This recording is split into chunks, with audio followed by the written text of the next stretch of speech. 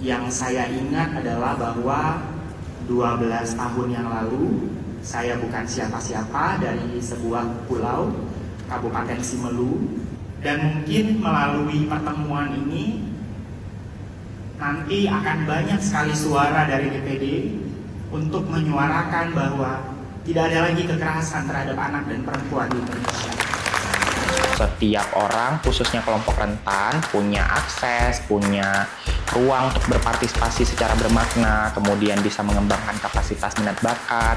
Ketika kelompok rentan ini diberdayakan, diberi ruang, itu sangat bisa jadi power yang luar biasa. Nah, Helping Adolescent Trip ini basisnya adalah bagaimana kita mendorong remaja-remaja usia di bawah 19 tahun punya daya tahan mental yang kuat. Representasi tanpa kekuasaan itu hanyalah bayangan keadilan.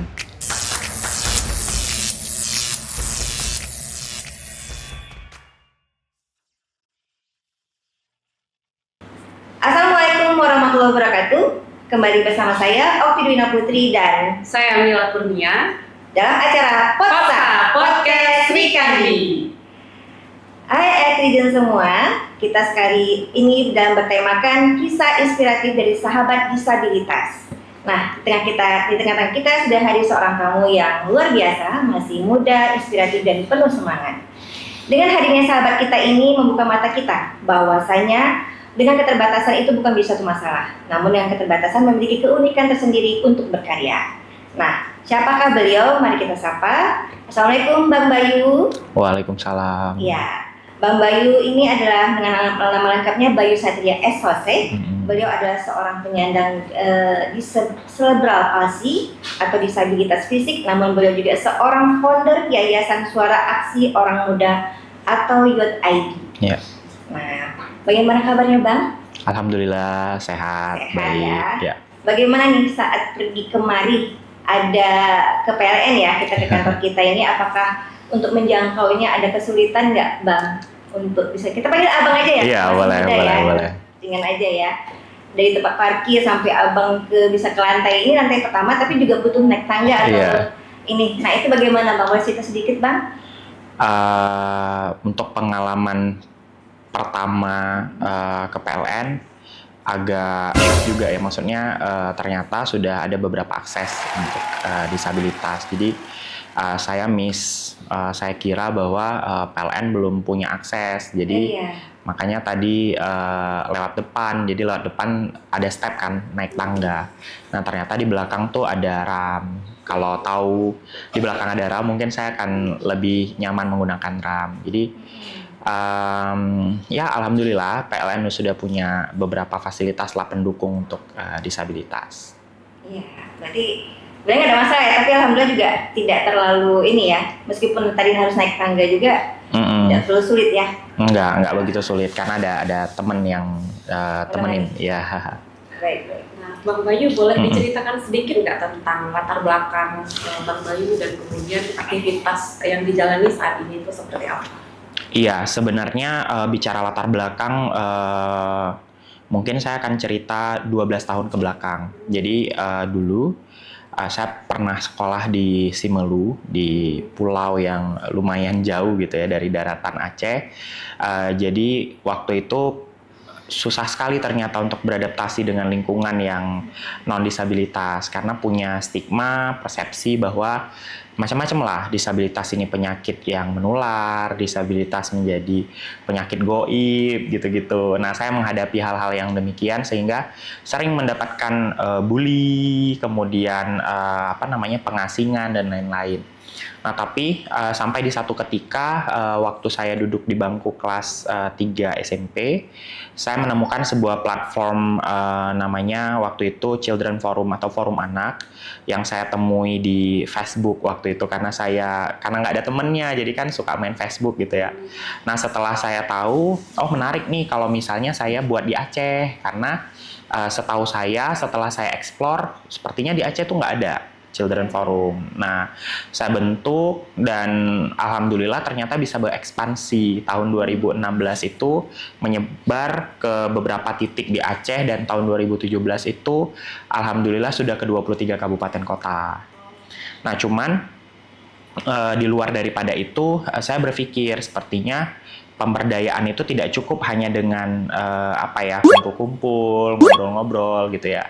Tapi pemberdayaan itu ya harus memastikan bagaimana setiap orang, khususnya kelompok rentan, punya akses, punya ruang untuk berpartisipasi secara bermakna, kemudian bisa mengembangkan kapasitas minat bakat, sehingga pada tahun 2020, sebenarnya dari 2018, tapi baru resmi di 2020 kami bentuk sebuah platform namanya Youth ID Foundation atau Yayasan Suara Aksi Orang Muda.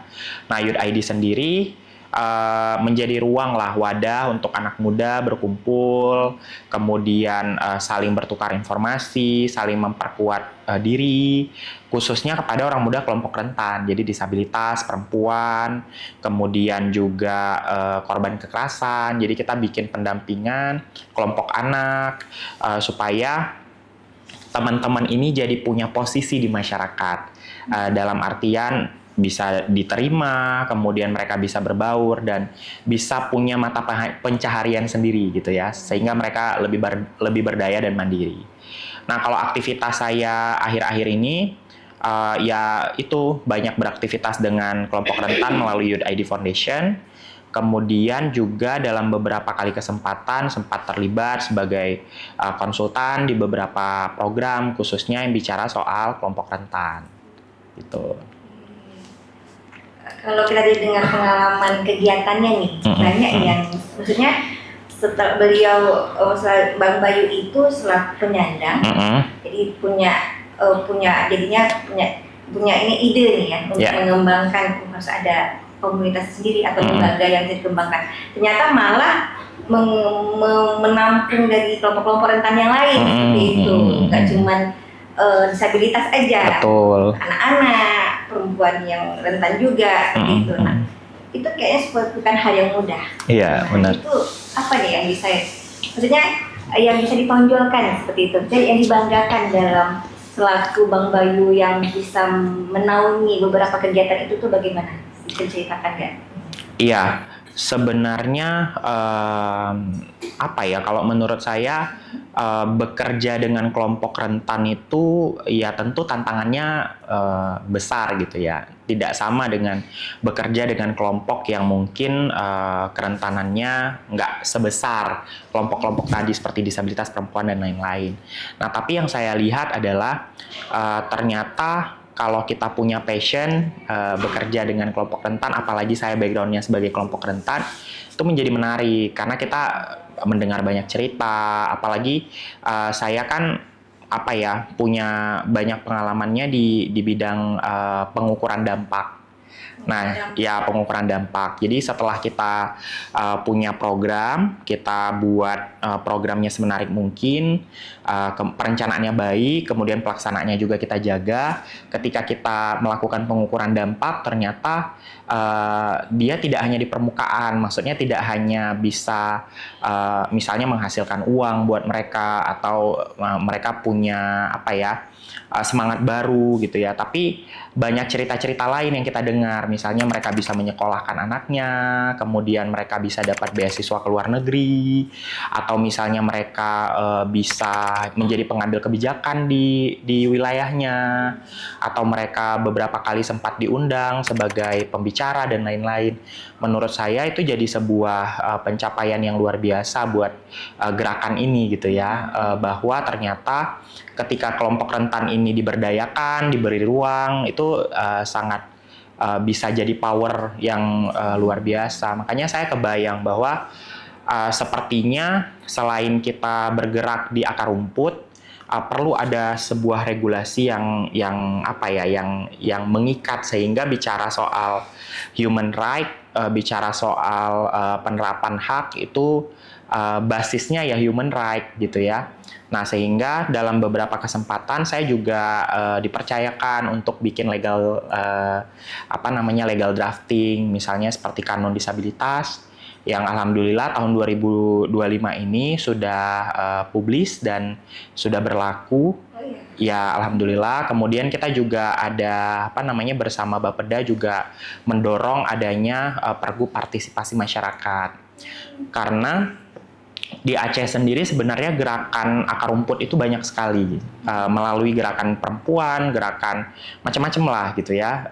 Tapi sayangnya kan dia tidak ada yang memastikan bahwa itu bisa terus berlanjut gitu ya. Karena konteks pembangunan sendiri kan nggak bisa dia hanya bergerak di arah-arah yang beda-beda gitu ya. Nah, tentu kalau dia punya pengikat bahwa gerakan-gerakan yang ada di akar rumput itu juga bisa berkontribusi dalam pembangunan daerah kan jauh lebih baik. Nah, seperti itu. Termasuk kita juga dari Youth ID bikin dorongan untuk menghasilkan beberapa media belajar, kemudian buku-buku dan lain-lain lah yang bisa menjadi menjadi media belajar lah buat teman-teman, karena kan otomatis cara belajarnya berbeda dengan pada umumnya. Dan alhamdulillah ternyata dapat penerimaan luar biasa. Jadi media belajar kita pun tidak hanya digunakan di Aceh, tapi juga digunakan di beberapa daerah, bahkan sempat dibawa ke luar negeri gitu untuk diadopsi oleh beberapa lembaga dan juga beberapa kelompok. Gitu. Masya Allah, ya. Sangat menarik sekali. Sangat menarik.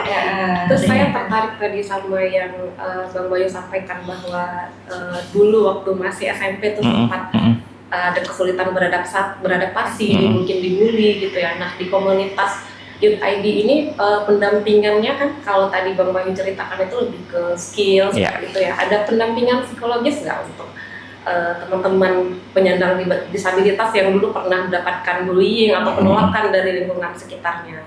Ya, sebenarnya kalau untuk pendampingan psikologi sendiri, mungkin kami tidak spesifik bergerak ke sana, tapi kami membangun kemitraan, jadi dengan beberapa lembaga, baik yang milik pemerintah maupun swasta. Nah, kalau punya pemerintah itu kan ada namanya Puspaga, Pusat Layanan Keluarga, di bawah Dinas Pemberdayaan Perempuan dan Perlindungan Anak. Nah, kita juga sempat terhubung beberapa kali dengan UPTD PPA, kemudian dengan Polda juga. Jadi karena sebenarnya permasalahan ini tuh nggak berhenti pada tantangan psikologis, tapi juga betul. Kadang-kadang dalam beberapa situasi kita juga menemukan kelompok rentan ini menjadi sasaran kekerasan. Nah, untuk itu jadi kita juga menjadi penyambung lidah lah kepada layanan-layanan tadi. Kita mengajak, kalau kita sebutnya tuh 3L, look, listen, and link. Jadi kita melihat ada kejadian yang aneh, look, listen, and link. Jadi kita lihat ada kejadian yang aneh, kemudian kita ajak ngobrol, ada masalah apa, ketika dia berkenan untuk kita linkkan atau kita rujuk, kita ajak dia untuk menemukan layanan-layanan yang bisa membantu dia untuk apapun itu gitu ya. Link, ya. Nah, tapi di Youth ID sendiri kan kita punya basis gerakan di 80 komunitas yang ada di Aceh gitu ya. Nah, jadi salah satu activity yang paling menonjol gitu ya, setelah pandemi COVID-19, kita punya program namanya Helping Adolescent Thrive. Nah, Helping Adolescent Thrive ini basisnya adalah bagaimana kita mendorong remaja-remaja usia di bawah 19 tahun punya daya tahan mental yang kuat. Sehingga ketika dia berada dalam situasi yang tidak ideal, misalnya nggak nyaman, ada kekerasan, dan lain-lain, dia ngerti caranya seperti apa. Dan dia ngerti cara rilis emosinya seperti apa. Nah, untuk metodenya macam-macam. Jadi kita ada buat namanya card game, jadi kayak kartu bermain. Mereka bisa saling cerita satu sama lain. Karena kan faktanya kan nggak semua anak itu berani untuk ngomong ya. Terutama anak perempuan, karena kadang-kadang kan mereka dapat treatment bahwa anak perempuan tuh nggak boleh banyak omong, nggak boleh harus nunduk ke bawah, misalnya gitu-gitu. Nah, kita ketemu masalah-masalah seperti tadi. Jadi makanya kita pakai treatment visual supaya teman-teman ini terbantu dan jadi berani untuk berbicara. Ternyata media belajar yang kami buat tadi tidak hanya bisa digunakan untuk teman-teman kelompok remaja, tapi juga bisa digunakan untuk kelompok lainnya, misalnya seperti teman-teman disabilitas tuli. Mereka kan punya hambatan, jadi kami pernah buat penelitian, mereka ini kan nggak bisa berbahasa Indonesia. Nah, jadi kita ada bikin les bahasa Indonesia, kemudian juga salah satu pendekatannya itu melalui kartu-kartu tadi. Nah, kartu-kartu yang kami buat tadi namanya lingkaran orang muda, lingkaran kita. Nah, kemudian kita juga sempat terhubung sama pengungsi Rohingya yang ada di Aceh, kan punya kendala bahasa tuh. Nah, ternyata ketika kartu-kartu itu juga diberikan kepada teman-teman, itu juga nyambung karena kan visual. Setiap orang kan terlahir dengan kemampuan beradaptasi dengan visual yang lebih tinggi sebenarnya daripada pendengaran gitu dan lain-lain. Nah, itu yang kemudian kami manfaatkan untuk menjadi trigger kepada kelompok muda ini agar mereka jadi lebih berani cerita, kemudian bisa mengungkapkan kejadian-kejadian yang dialami, termasuk juga jadi punya cara berpikir yang lebih tajam. Berarti jangkauan dari komunitas ini udah lumayan luas ya, seperti yang Bang Bayu jelaskan tadi. Nah, saya tertarik di sisi tadi kita sempat tanya-tanya ya Kak Oktia bahwa Bang Bayu ini background pendidikannya S1 sarjana sosial ya. Kalau di dalam komunitas itu teman-teman disabilitas itu akses ke pendidikannya seperti apa? Apakah banyak berapa persen nih kira-kira dari anggota komunitas Bang Bayu yang mendapatkan akses pendidikan yang layak, itu bisa sarjana seperti Bang Bayu seperti itu? Pertama saya mau bilang bahwa pendataan disabilitas kita di Aceh itu masih belum baik. Jadi data tuh masih menjadi persoalan yang konkret gitu ya. Sebenarnya bukan cuma disabilitas, tapi banyak data lain juga yang kita belum punya. Tapi di satu sisi artinya ketika data kita nggak baik, otomatis kan untuk akses layanan dasar kita kan nggak bisa tuh kita persentasekan. Karena secara data aja kita nggak punya. Nah, tapi di sisi lain ketika kita lihat bahwa teman-teman disabilitas ini kebanyakan kan diarahinnya tuh untuk ambil sekolah khusus, SLB gitu ya. Nah, tapi ternyata di sisi lain kita tuh nggak punya sistem pendidikan yang benar-benar bisa menjamin untuk kelompok disabilitas ini bisa punya daya saing yang tinggi gitu kan. Misalnya contoh, SLB ini kan kadang-kadang karena dia nggak begitu banyak murid, otomatis kan kelasnya terbatas. Nah, kelas terbatas ini kadang-kadang tuh dicampur tuh. Tuli di situ, netra di situ, fisik di situ. Nah, mindset kita ketika anak kita disabilitas ya udah masukkan ke SLB, padahal belum tentu. Karena bisa jadi secara kognitif dia nggak punya masalah. Nah, dia cuma bermasalah dari segi akses. Nah, itu yang belum kita pahami. Kemudian muncullah ada inovasi namanya sekolah inklusi. Itu kan banyak sekali di Aceh kan. Tapi secara kontekstual sebenarnya belum banyak orang yang ngerti sebenarnya bagaimana sekolah inklusi itu yang sebenarnya.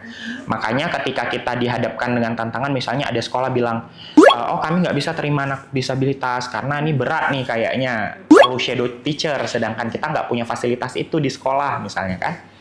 Nah, itu yang menjadi hambatan berat buat teman-teman disabilitas. Itu di sisi wajib belajar 12 tahun ya.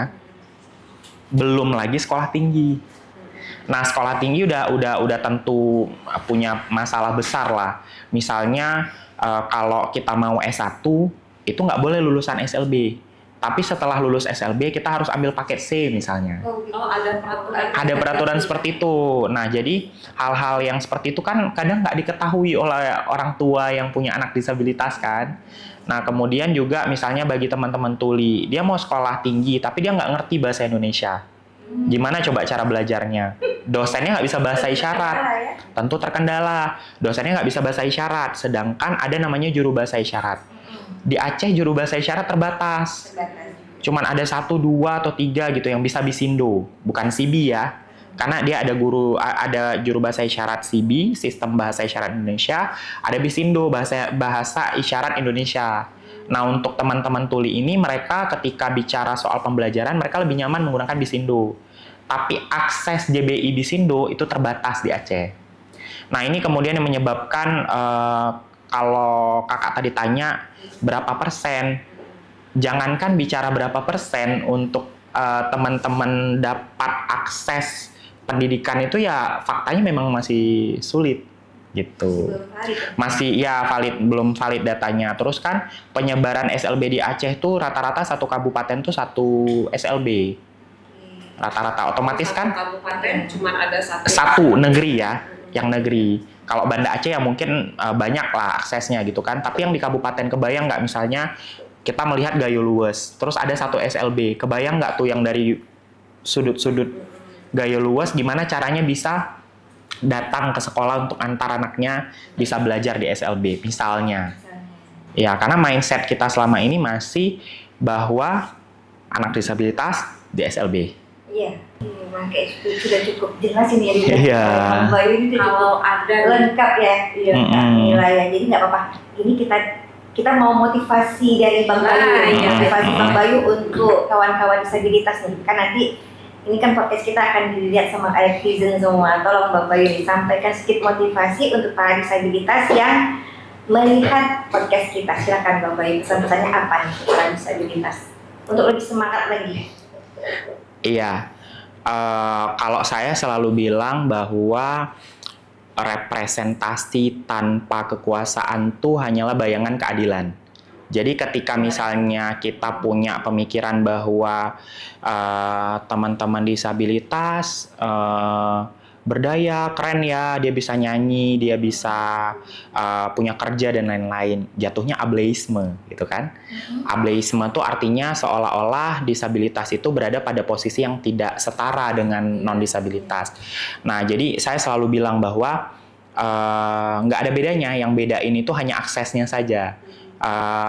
Sebagian punya akses, sebagian tidak punya akses. Nah, kalau misalnya kita memang punya kendala di akses, ya mungkin kita bisa cari ruang lain. Apalagi sekarang kan akses digitalisasi itu sangat terbuka. Kita bisa manfaatin itu dan iya dan lain-lain. Nah, tapi yang lebih penting sebenarnya adalah bagaimana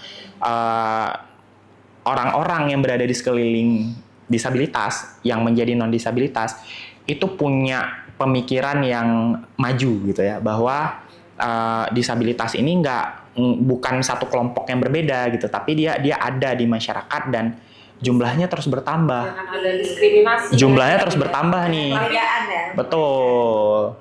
Jadi kalau mau tahu faktanya bahwa lampu merah itu diciptakan untuk disabilitas.